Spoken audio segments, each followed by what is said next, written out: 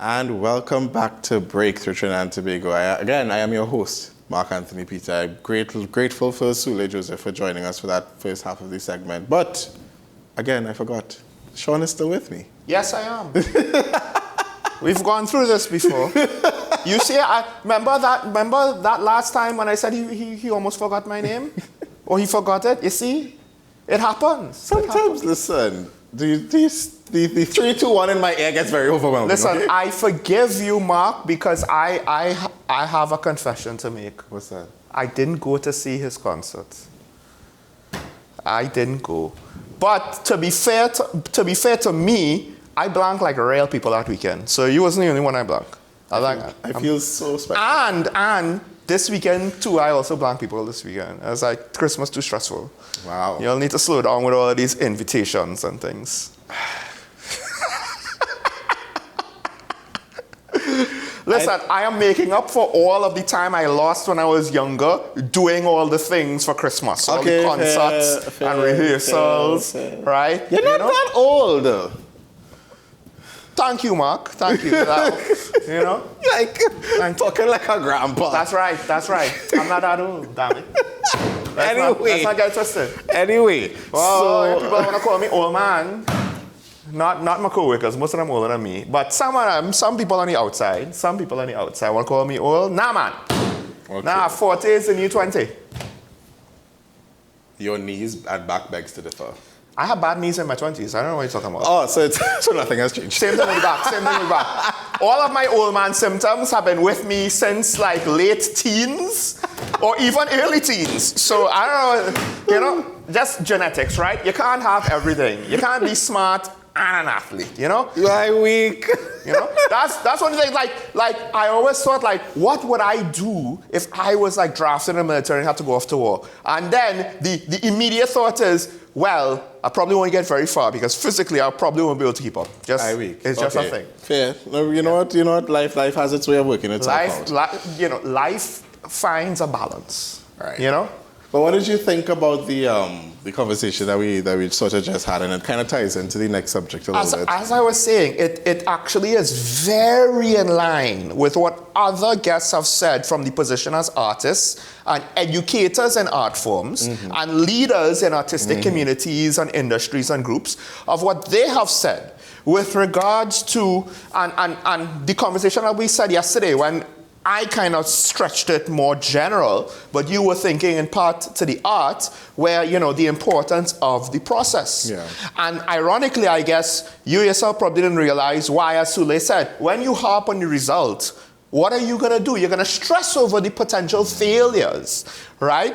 Because ironically, no sane, reasonable person is going to be overly harping on, yes, but what if it does succeed and I'll just be rich overnight? Like, delusional people to some extent might do that. Or people that are very positive and hopeful. Those people, if it doesn't work out, they'll kind of be fine because that's their nature. Okay. But people who, you come into this field and you think, oh, I will be the next superstar. And like, even if you're in New York City or Los Angeles, it doesn't work that way. There are countless people being waiters and coffee baristas with hopes and dreams to do that. And one of the things that I remember at a seminar here that was done in one of the Port of Spain hotels, right, in a conference room in Port of Spain hotel, was that, look, with regards to music at least, you could buy songs, you could buy lyrics, somebody could write it for you, right? Happens all the time. You know, you could get production, right? You could do cosmetic surgery or get makeup or styling, right? But to them, the thing that you could not do was get a unique voice. Yeah. And that comes down to the individual talents of the artist, yeah. right? How do you express yourself? Yeah. What you sound like, and that's with regards to singing. Now, with regards to acting, there's one show on one of the American stations, Chicago PD. The reason why I bring it up, there's this one actor in particular joined the show. And it's very interesting how, if I was to act like how he acts, I would look like I'm doing nothing. Okay. Because he is so minimalistic in what he does. But because of a combination of his sense of timing, his sense of proportion, his sense of emotion, and how his face expresses it, it's like the heaviest look, like he's looking into your soul just by looking into you. So even just as a student who's probably like watching people and how they do things is not necessarily the result of what you see at face value. Yeah. But it's their internal, getting to know what their internal process is to get that result. Because I would even say, even as conductors, and we sort of talking about promoting your art, which also includes promoting you, right? Yourself. And so when a student is sort of learning from, let's say I'm going to use conducting as an example, right? If you're learning from a conductor, there's one thing to watch and then mimic, and then if you watch and then mimic without knowing the meat behind it, the meat behind the matter, you look crazy. Because part of it is like, you're going to try and do Michael Jackson. Well, it's so distinct, you'll just look like you're copying Michael Jackson. Right? Now, there's a fine line between inspiration and copying. Right? And there's a fine line between learning from and just outright stealing. So yes. So one of the factors that I wanted to bring up, I'm glad I brought up conducting. So if, let's say, the person that you admire all the time, but they're not the same stature as you. So yes, their gestures would look big to you. But if you're shorter and you do big gestures to mimic them, you would just look like you're doing big gestures for no reason, right? And then the ensemble, the orchestra, the choir in front of you kind of gets confused. So you kind of have to, so it's about what you want to deliver and how you could deliver it with your own body, with your own self. Because let's do the flip side. Let's say you admire a male conductor, and then you're as a female conductor, then you're trying to, be like that. And I've seen conductors on Instagram and social media, especially female. There's a great female conductor. I can't remember her name, but she's like, no, you don't have to look like them. You don't have to look. She said, we as females, we have a very innate way of doing it that is highly effective that we cannot copy or mimic. You see, and this is the other thing, because not to venture too far into politics, I'm trying to stay out of it, but the whole point of having male-female perspective and male-female difference is that there is difference. From body size to also emotional response, mindset, perspective, and approach. It's going to be different. And that's fine. Because at the end of the day, if every conductor was like a 6'2" male that was either had weighed so much, had the same style of hair, had the same arm length or whatever, like at some point it would just be a robot. And then why do we need a conductor? We just pre-program the robot, let the robot do the thing. Exactly. But the whole point of artistry is to allow for individual interpretation. And part of that is, when John Williams conducts Star Wars orchestral music, it's going to be different if somebody else does it. And that's the point, because again, there's a fine line between inspiration and copying. Yes, because there's oh my gosh, what is his name? The guy who created Family Guy. What is Seth MacFarlane. Right, Seth MacFarlane. He was in an interview. For people who don't know, he has an amazing voice. Like, he can sing. He did an album was featured on one of Barbara Streisand's album with her. It's something about the American speaking voice placement that makes it, I think, really good for singing. Yes. Because they speak brighter, so they speak in their sort of singing placement. Yes, doesn't work so well for the woman though. As opposed to our local woman, I find it's really and he was saying, speaking of inspiration and copying, you can hear that there's inspiration in his voice from Frank Sinatra. He said it before. Right. He said there's a way that Frank Sinatra used to close his vowels and still be resonant. So there are certain stylistic things. You can hear it when he speaks. Yes. So there are certain stylistic things that he sort of, and in promoting himself and promoting his art and how he presents himself on a stage or on an audio, there is him inspired by certain things from other people. And meanwhile, and the thing is with conducting, singing, being a musician, anything that is an artist that requires physical activity, it's going to be slightly different to say a visual artist that does painting or video editing or directing or whatever, right? But let's just go with male-female differences as well. Like wardrobe. Right. How not just, okay, well, a man's wardrobe is different to a female wardrobe, but then depending on culture, they will respond to different things better, different things differently, right? Of course, there will always be certain standards for sex appeal on the male side and on the woman's side. Sometimes it maybe pushes the boundary too far. Who can get away with what? Sometimes they might. But at the end of the day... And then functionality as well. Right, but at the end of the day, like, as artists, you know, women generally, unless wanting to be creative or make a statement, are going to dress like women. Men are going to dress like men. They're going to do it appropriately for their own... There are times when you go away from that, but usually it's for a purpose, right? Whatever the purpose might be. Right. Or it could be a personal choice, but then it's still like... There's some sort of meaning behind it, whether it's personal identity or creative choice or whatever. I will say a lot of it does have, as being in those roles and speaking to people, it really comes down to function more than the actual fashion. Well, locally especially. Well, yeah, but I've seen international people do it. Right, they're like, I can't wear, if I'm a conductor, I can't wear a jacket that's too tight. Tight, yes. Right, so I can't, the same jacket that I will go out to dinner with is not the same jacket that I will conduct with because I need arm space and stuff like that.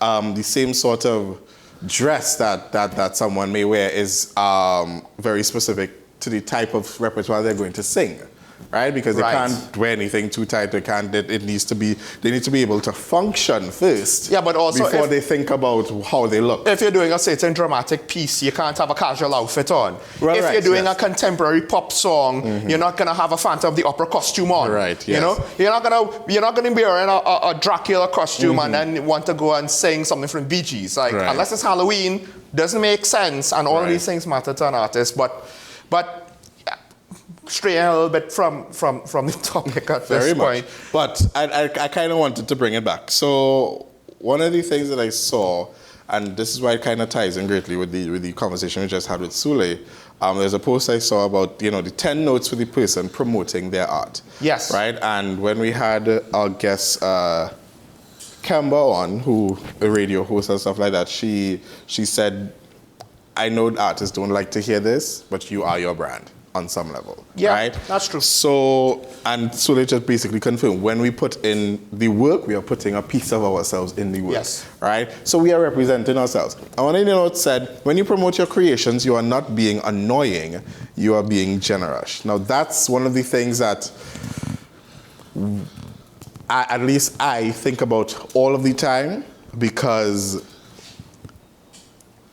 so even when I'm like editing video, editing audio, making sure, like I sometimes get sick of of interacting with it so much. Yes. Because I'm like, and then at the end of the process, I'm like, do I even want to put this? I commit one of the greatest sins of world media. I do not watch myself because I can't. Period. I refuse. I never will. Ever. But the whole but the whole idea of not being annoying and the fact that they flip the annoying word to you are being generous with your art is very... I said this off air. For me personally, it's hard to be all grand and flashy when I'm singing because I feel very self-conscious about it, right? And I think that is the natural state of people who are not very much extroverts. Yeah. They are not natural in the spotlight. Right. So then now, by extension, when it comes time to promote yourself, it seems very obnoxious and presumptuous to promote yourself. Right? And then now, one of the other things that's weird, we have to realize two things. One, a celebrity in the States that has a big company behind them, a big team, age management team, etc., half of the time or more, the promotion is not going to be done by them. You know? Like, you don't literally see... say Miley Cyrus, literally go to every single music store to personally tell everybody to buy her single or whatever, right? Or J.K. Rowling did not go to every bookstore in the United Kingdom to promote Harry Potter and has not had to send personal messages or whatever, right? Maybe at the beginning. To some extent, you're involved, but it's not just centered solely on you. There will be advertisements and marketing teams. But when you're first starting off, promotions, as they say, you have to be dependent. But then also, at some point, when you go for an interview, the show host is marketing you, and you're just answering questions, as opposed to you having to present yourself yes. mononymously, if that makes sense, right? We've experienced this because I always sympathize with I empathize with the artists that we've had on for these 2 seasons, because I try to ask specific questions, because the open-ended tell us about yourself is a problem for us sometimes, because if you don't know, if you're not prepared. If you're not prepared, because again, coming back to the whole functionality thing, what do you want to know? That sort of thing. What do I have to wear? What do I have to sing? That's the other thing. A lot of artists locally, outside of a few exceptions, everybody is at a semi-professional, amateur, and maybe barely professional level, right? Of course, there are some industry stalwarts who have really made it big, etc., right? Mainly around the soca industry. In the past, it would be alongside calypsonians, but I wouldn't say so now anymore, right? And of course, there are some rock bands and other individual musicians who are like semi-professional to maybe professional, right? Okay. But my point is, they're not like, when you're smaller and you have to do it yourself, part of the imposter syndrome is, well, if I was Michael Jackson, who is going to criticize him for saying, buy my album, right? Who's going to criticize Scarlett Johansson to say, watch my movie, right? Whereas now, if you and I did a film, watch the film, guys. Please. We'll be begging, right?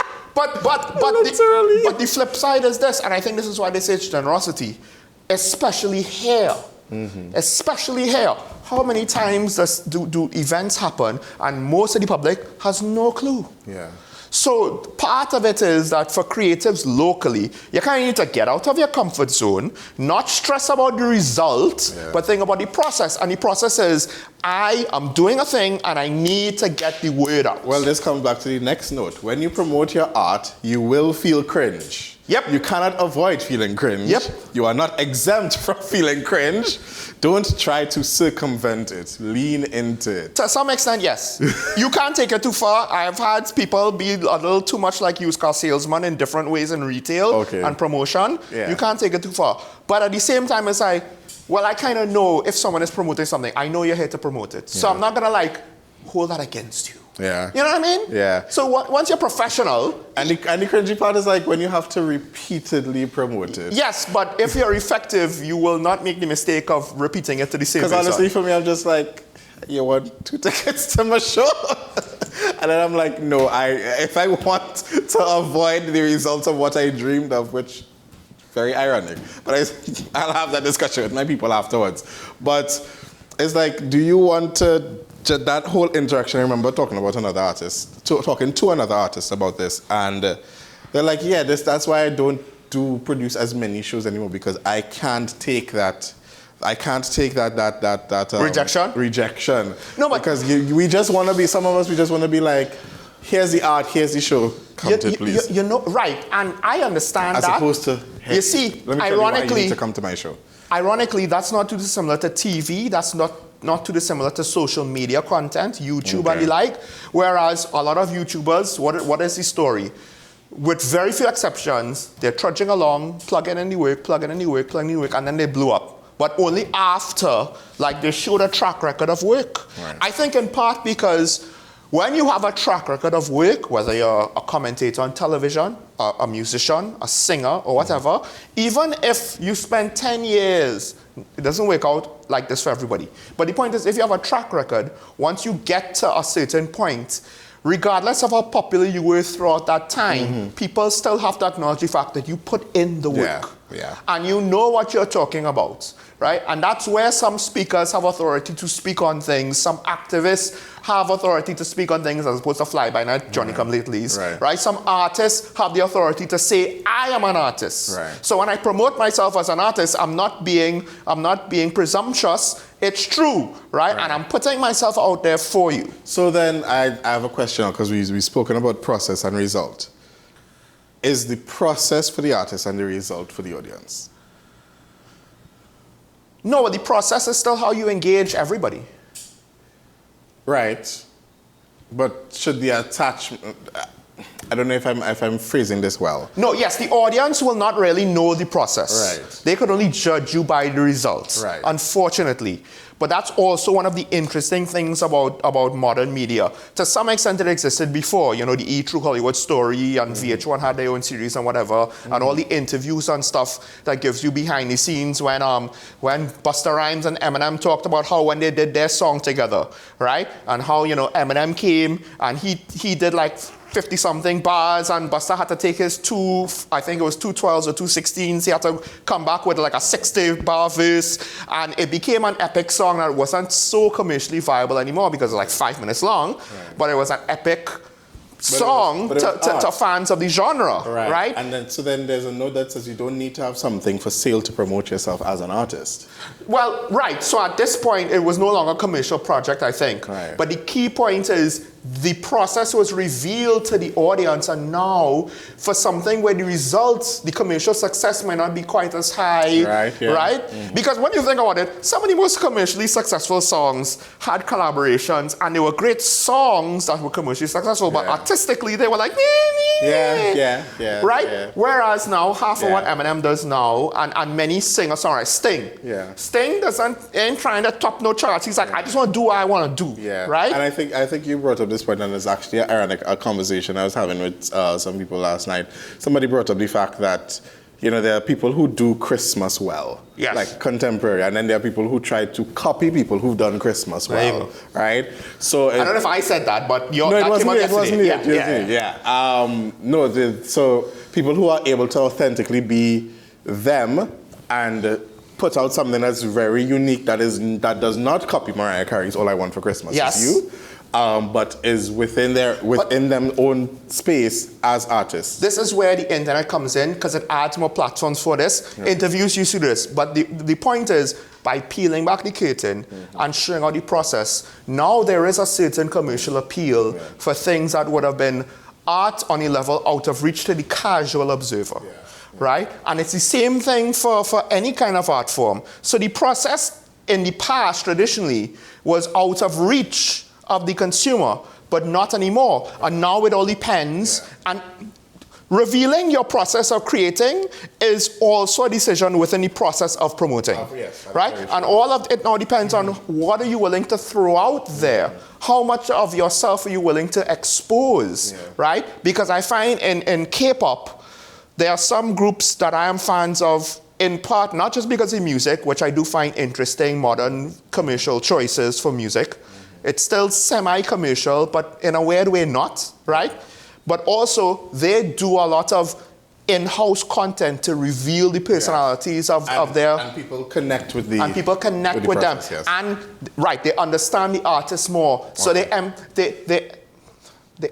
show empathy. Yes. Right? So it brings it back. It brings it down from a product to a human being. Because if you're a commercial product and everything is supposed to be bright and shiny, when you do crack with the high notes, it's easy to criticize. But when you're a human and an artist who shows their vulnerable side, they say yes, and that's all part of the process of promoting yourself, right? Trinidad and Tobago, it was a lovely episode. It was a great episode. And Sule, you will probably hear from me soon. I will. That was a fun conversation, huh? I will update you all. Oh, I have an idea. We'll talk about this off air. Anyway, so Trinidad and Tobago, thank you so much for joining us. Mark Anthony Peter, Sean Michael Small. See, I remembered his name this time. All right.